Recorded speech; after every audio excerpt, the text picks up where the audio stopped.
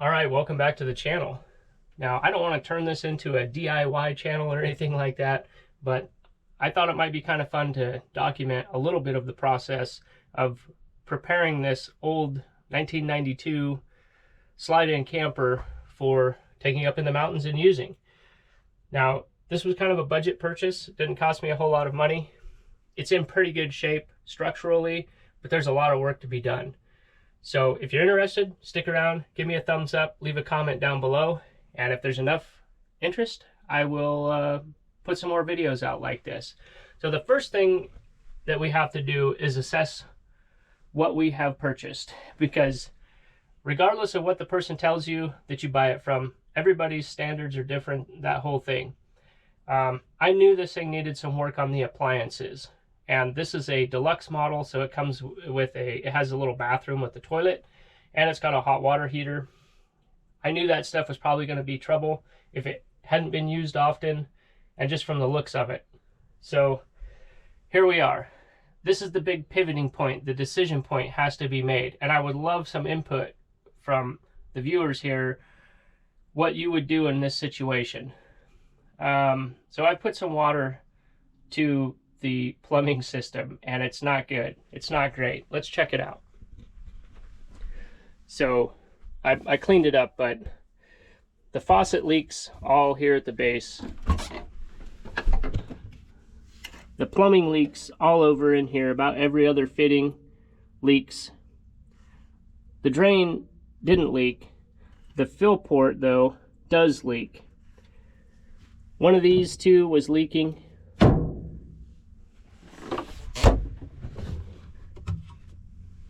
Now the pump itself does work, but you can see that the fitting has been cross-threaded at some point. It actually looks like probably has always been cross-threaded because it's coming out at an angle, and there's lots of evidence of leaking going on in here.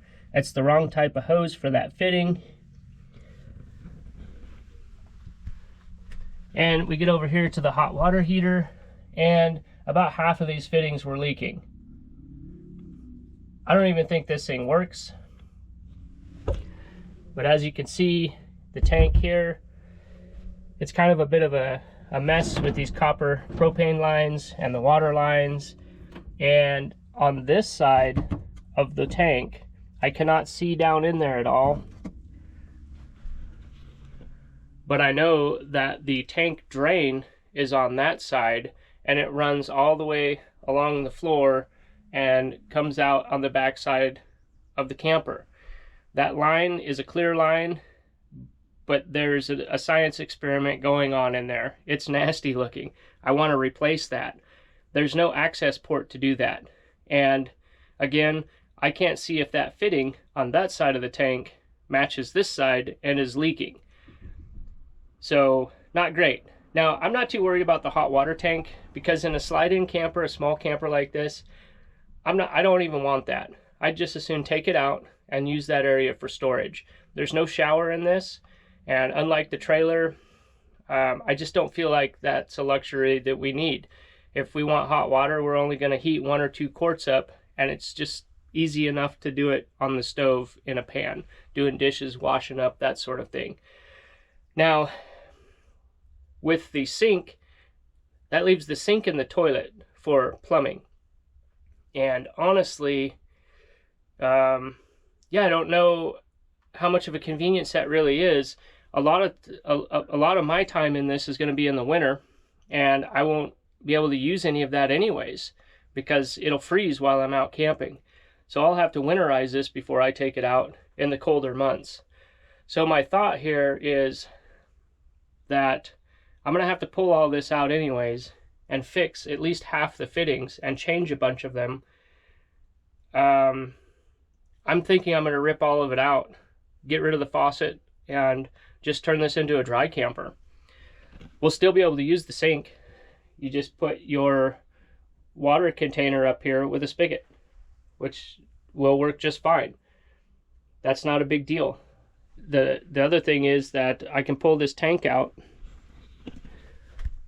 and since I'm going to eliminate the hot water heater, I'm already going to have to tap into these lines and eliminate the propane line that goes to it, and the water lines. So I'm halfway there. And like I said, in the winter time, I won't be able to fill this tank up and use it anyways. So if I pull the tank out, that leaves this spot available to store 5 or 6 gallon water jugs. So yeah, that's kind of where I'm at. What would you do? I'm really thinking that the decision has kind of been made for me. I kind of told myself, and my wife and I had talked about it, that if this plumbing system is too far gone, rather than spending the money and the time to rebuild all of it, just eliminate it and turn this into a dry camper. We'll still be able to use the sink. We'll still be able to use the toilet. You can flush without, you don't need to, you can do it manually with water. Not a big deal. I will keep that bathroom. I will check the black tank and make sure that it doesn't leak, but it shouldn't. Different systems. So that'll still be usable. Yeah, we're not out a whole lot. But anyways, so what do you think?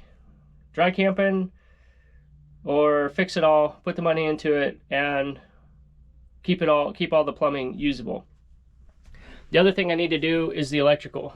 So it's a mess. I've got some dead end wires all over the place. I think they're just 12 volt stuff, so it'll be pretty easy to figure that out and eliminate some of that stuff. I don't like live wires just hanging out going to nothing. But on the back side of this, got a little access cubby in here with some wires hanging out. I need to figure out what that stuff is. And then in this cabinet here, I've got a wire coming up there. I'm pretty sure that's just 12 volts, but we'll have to check all that out. The other thing is, about half the light fixtures they just don't work. The switches are better. They need to be replaced. And I want to update them to more modern LED lighting. They've got the conversion bulbs, which I've never had good luck with. They usually die relatively quick. So the electrical, big part of that will be rerouting some of the wiring, which also goes in here. So basically getting this whole system out of here will do me a lot of favor. And I can reroute the propane line where the water lines are, kind of clean that up a little bit. So yeah, that's kind of where I'm at. So I'd like to hear your thoughts. And again, if you're interested in this kind of content, I'll keep posting these videos. This is the kind of stuff I enjoy watching, just because I enjoy working on this stuff and I like seeing other people tackle projects. We're not going to go too crazy with this because I don't want to go too crazy with it until we're certain that this is actually what we want to have for camping. Until we're sure that this is what we're going to use and this is what we want to use. I don't want to spend too much time and money on it until we get a couple trips under our belt and kind of see if this size fits us and it works well on the truck. So, all right, that's about it. We'll see you in the next video. Bye for now.